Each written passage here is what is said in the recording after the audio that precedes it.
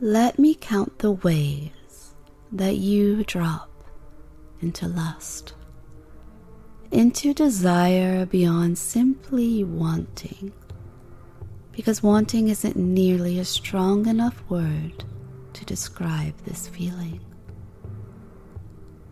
Let me count the ways that I control you through your body as well as your mind. This is a voice in the background session, spoken by Elswyth. It isn't hypnosis, although I know some of you drop easily at the sound of my voice or certain background music. I do have some aftercare included at the end of this session, simply due to the intensity of it. However, if you should find that you feel stuck or unable to fully awake after this session, contact me. I do have an awakener session available that's simply for moments when you've taken yourself deep and need your cobwebs cleared. This session may be too intense for some followers. It is geared towards fantasies of being used sexually for Mistress's pleasures. The scenes include examples of being objectified, mind warped to want what the population at large may consider distasteful. Topics include mentally bound during sex, forced orgasms, edging, gooning, denial, and queening. It may include some name-calling. It may also include some sensation play, although nothing too painful. Nothing outside of an ordinary session of really hot sex. If you're a newcomer to Spoken by Elswyth, you may get the wrong impression from this session. My interests are varied, my subs are important to me, and I often focus on physical and mental wellness. I also encourage pleasure through creativity, service, and loving others. I'm happy to be a hardass, but it doesn't define me. I'm tickled by being greedy and taking what is mine. Yet I'm just as likely to insist on a PJ night where you're snuggled close, to listen to a favorite album with me. I insist that you do not create an image of me that is fake, because love, it'll ruin all of our fun. Your trust in me and my connection with you is required for us to go deeper and create the vivid experiences, the shared daydreams that your mistress craves, experiences that feel more like memories than simply a session you heard in your ears. So let's go on together now and let's count the ways that you drop into lust. Erotogenic, amorous, fornicate, libido, eroticism.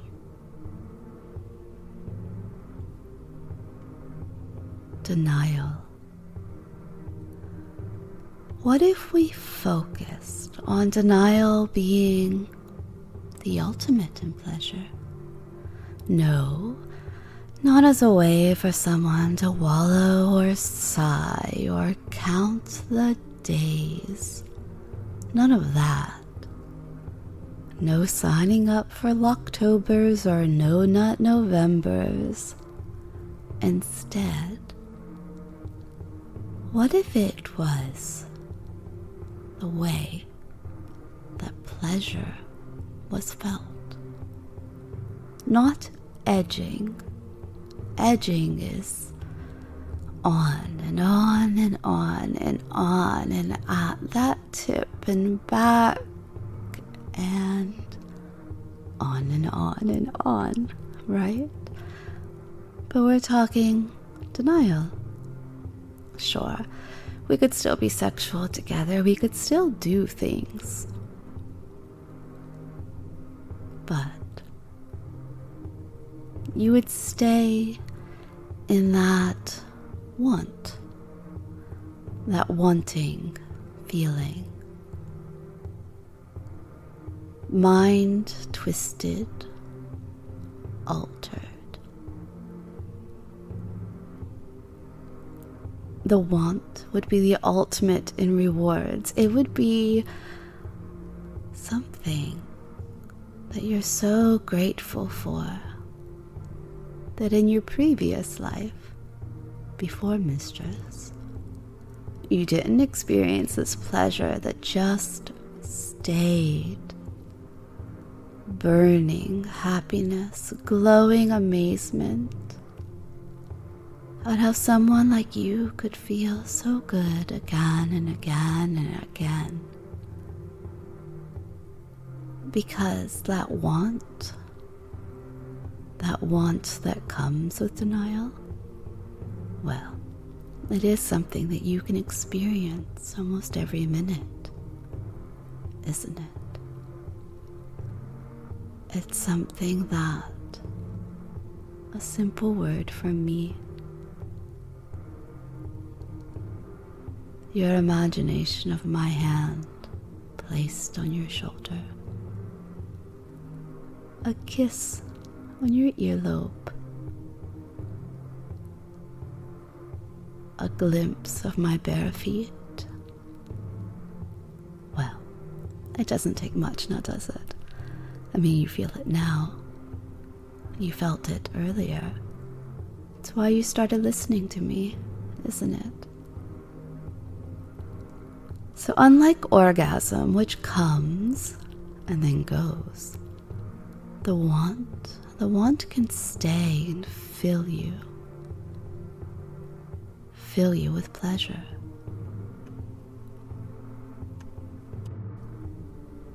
Unapologetically expressing your creativity is the best aphrodisiac.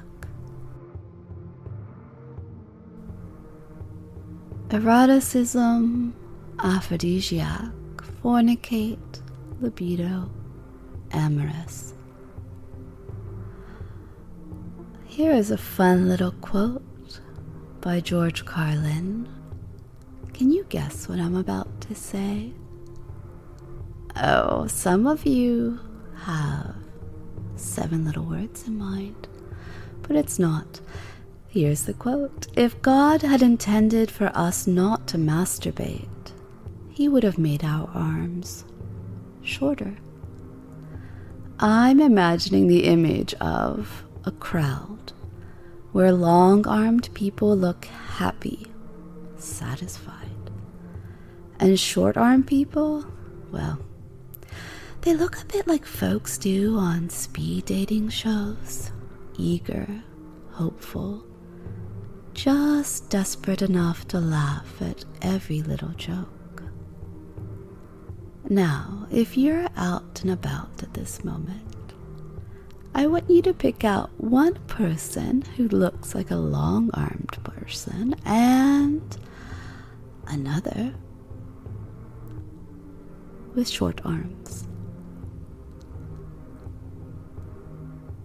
And just because I feel like I owe it to a few of you, shit, piss, fuck, cunt, cocksucker, motherfucker, tits.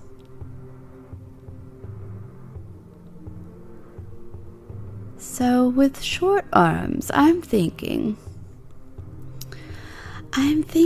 what that would bring to mind is the idea of endless edging. Well, not endless, because sometimes you have to stop to eat or drink or whatnots, right? But enough that it feels endless. Enough that it melts your mind makes your muscles just go to jelly. Takes you somewhere you didn't expect to go. Of course, we could do that with words, couldn't we? We've done it with words.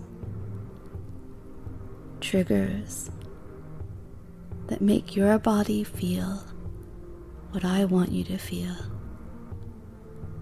over and over again. Perhaps even having a session that just plays in your ears and torments you. You see, edging isn't the same as denial. Edging is bringing you back and back to that steep cliff where, for some of you, you so desperately want to go over. But others, oh, that's the best part, isn't it? It's just the best part to be right there and have it drag out. Now, admittedly, I'm not always the biggest fan of edging. I love play. I love bringing you close. I also love telling you you have 15 seconds in the corner, now go. But there are times when using this lust is helpful for turning you into who you need to be. It's a great form of training,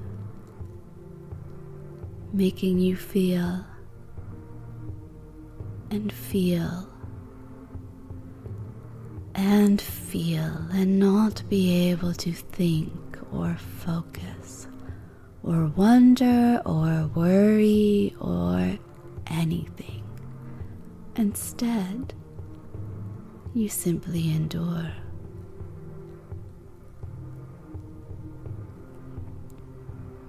I wonder, my naughty one, I wonder if you're listening to this in public. I wonder if maybe you're sat in a room where others are, but you have headphones on, and they assume you're listening to something else.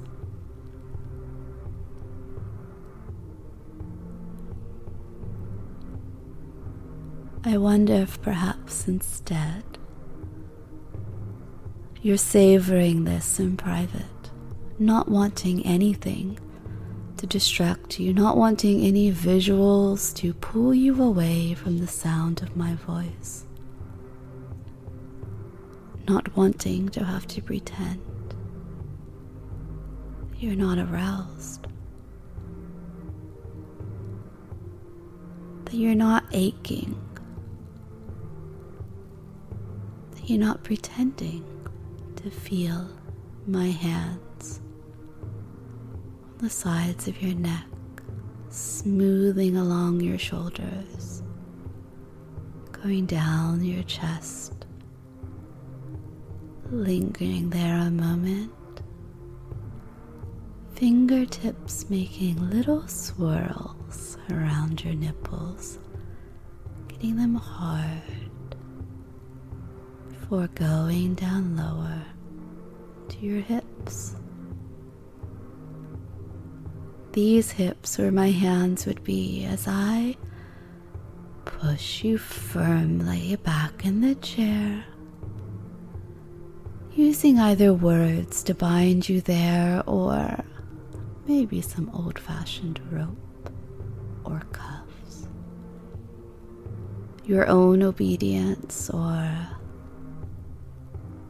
things you can struggle against. And since we're still on this topic of endless edging, using one of Mistress's toys to help you feel so good, but not too good, right? Maybe something in the bottom, just enough to have a low vibration, deep and throbbing. And turning my attention to that wonderful bit of hardness between your legs. That's for me. I mean, it is for me. I'm the one that made it that way, didn't I? Which toy would we use? Would we use the tube that goes over, pulsing, massaging, squeezing? Would we use the little loops that attach to the little box, giving delightful pulses of energy, electricity?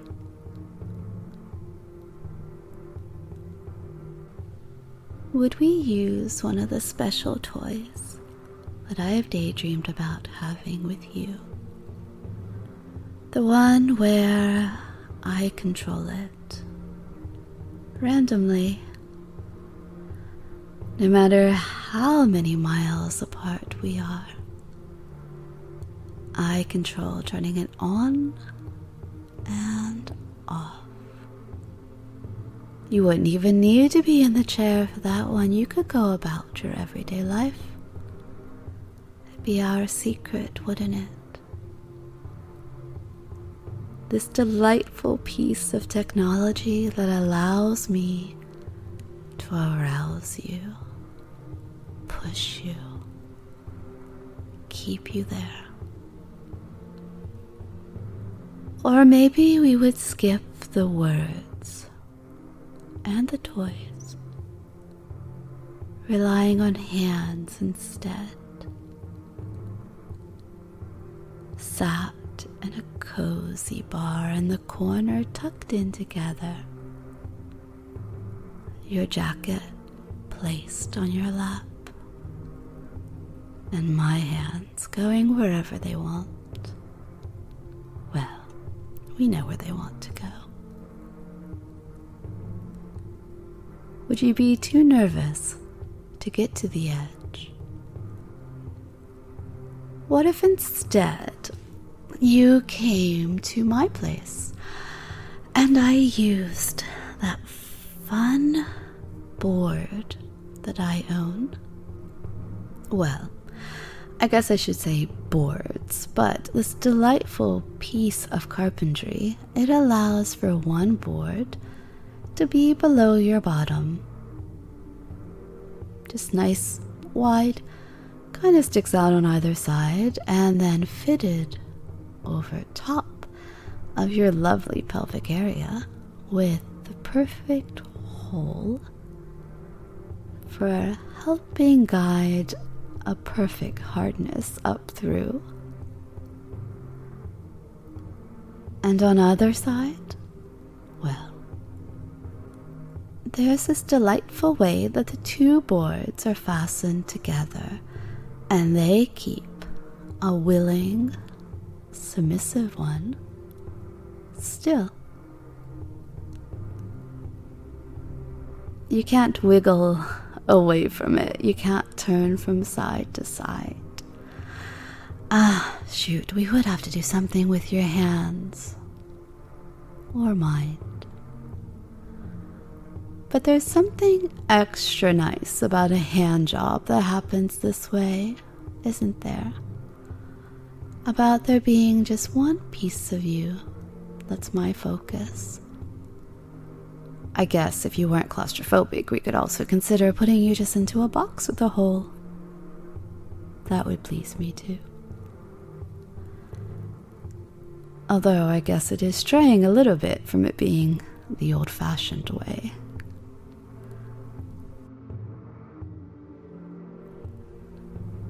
Desire, aphrodisiac, masturbate, libido, amorous, What stirs your desire? Is it saying the words, I consent? Try it. I consent. You can mouth the words. You can imagine yourself saying them in your head, or if you have the privacy or bravery, just repeat, I consent. Let's explore that a little bit more in this, wandering about, voice in the background session. I consent to be spit on. Oh no, maybe not. Maybe that's not your fetish at all. How about this one? I consent to welcome memories that may not be mine. Ooh, now that's my fetish. I consent to taste your feet by licking them carefully. I know that's someone's. I consent to allow my goddess to show off my body to others. Now that's fun. I consent to allow my queen to show off my training to others. I consent to never being shared with anyone else and instead held captive in a metal cage only for my mistress to use, enjoy, and see. Oh, now that's a deep one. I consent to submit again and again. I consent to a permanent mark or jewelry that my mistress chooses. I consent to allowing mistress to always choose the cafe. It doesn't have to be deep, does it? I consent. I consent. I consent to a daily cold shower because it pleases my darling. I consent to sleeping with a fuzzy brown teddy bear.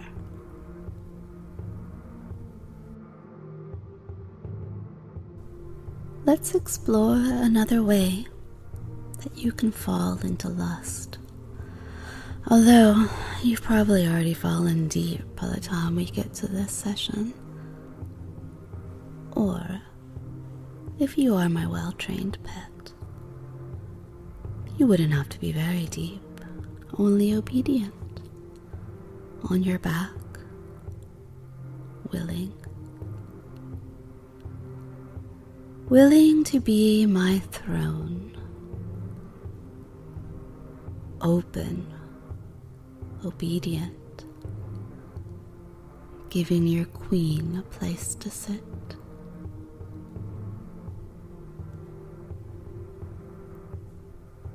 Indulging in a little bit of body worship. Well, not my whole body. Giving focus. Having me make your world smaller alongside your face. Feeling my soft thighs. My scent is all you smell. My taste is all you taste. Hearing nothing, seeing nothing, only giving. Giving. And in this position, my dear pet, you can do whatever you normally do, can't you? Licking, kissing, sucking, exploring.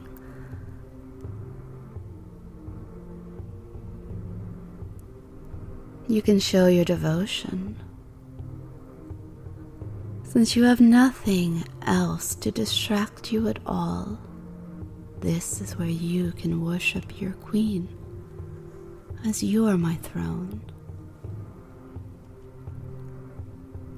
When coming to sex, first served, first come. Desire, aphrodisiac, masturbate, consent, amorous. You know, the other way that I could think of, counting ways that you fall into lust, it almost doesn't fit in this category merely because, while you may want it and need it and beg for it, daydream about it, jerk off to it, fantasize.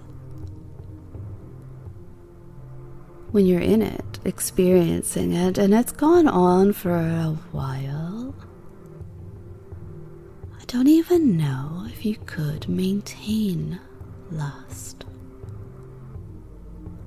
Sure, after the first one, probably.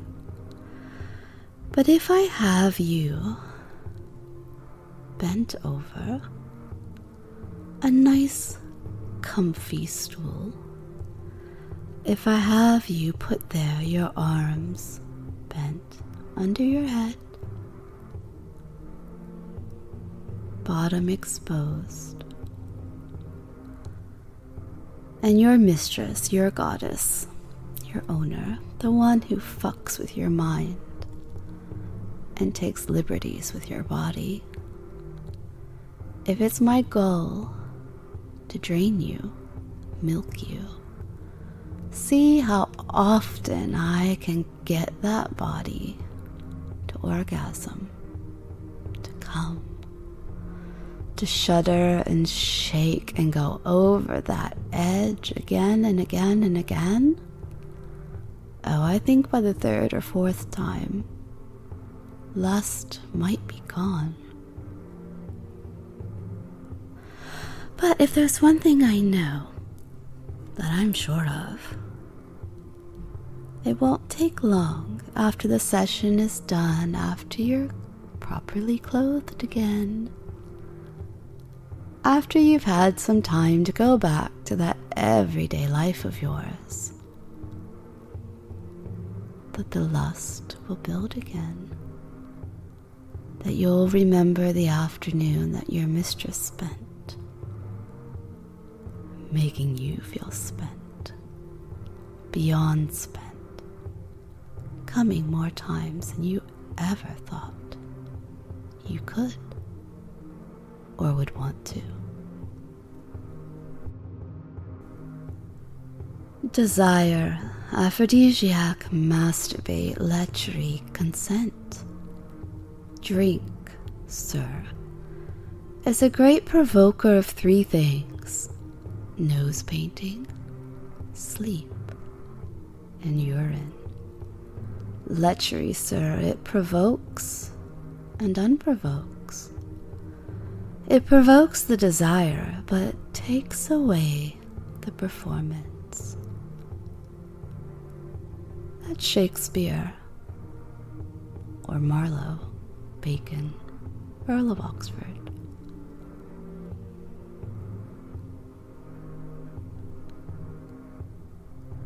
So we've discussed a few ways of falling into lust and of draining you of lust. And what if for this last bit of falling into lust, what if it was something almost mundane when compared to the other things? I mean, having your body wedged between a board where only your dick comes out of the hole so I can play with it? Well, this one is a little bit mundane. This is you in my bed, sat up, leaning back against the headboard. It's me on your lap, my legs wrapped around your waist, This is you keeping your hands on the mattress until I give you permission to move them. And this is me using my hands to touch any part of you that I want to.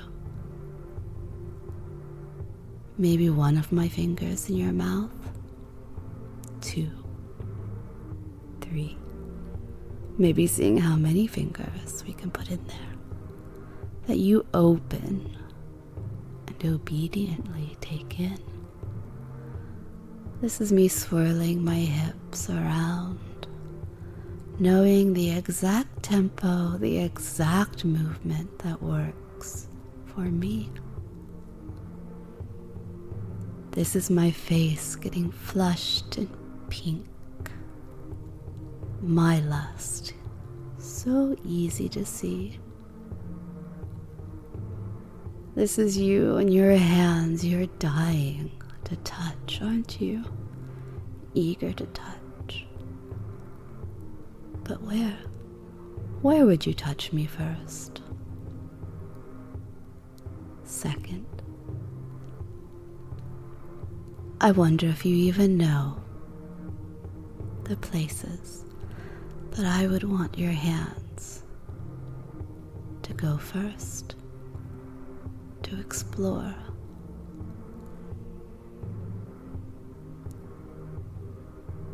This is mutual pleasure. This is me watching you, taking you back from that steep edge, knowing when you're close to going over, saying a certain phrase, and slowing down, allowing you to find your composure again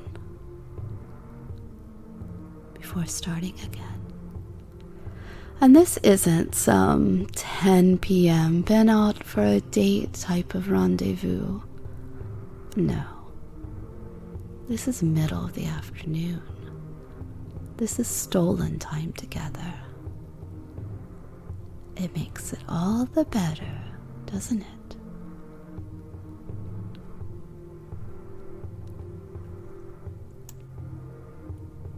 But this is just a voice in the background session, not hypnosis, not training, not getting you to come or denying it. Instead, it's just talking, a conversation, maybe one-sided, but usually not, because I know you. This is me talking to you, filling your ears, your mind, your soul. With my voice, this is togetherness. Anytime you need it. Do you need it? Do you need me? Or do you simply want me? There is a difference. I demand that you feel happy, that you smile now and feel your stress go down, that you feel sharp and creative,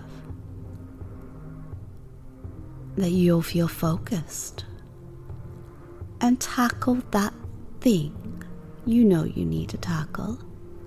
You've had this reward. You've had time with me, quite a bit of time with me. So now you can go and do a task, can't you? Or maybe you're listening to this as you drift off to sleep.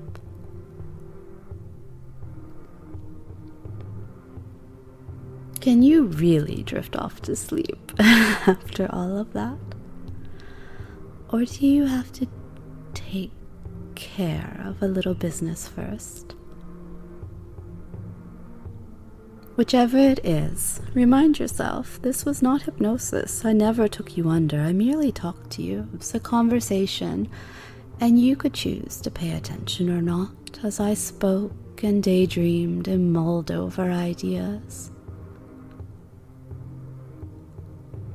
But I do demand that you reward me for this time that I've spent with you, that you reward me for my creativity and my energy and my efforts by being happy. Can you do that? Can you, at least for the next hour or so, or hell, a day, give up those things that you know don't matter? Give up the fretting that you know you can put off, and be happy.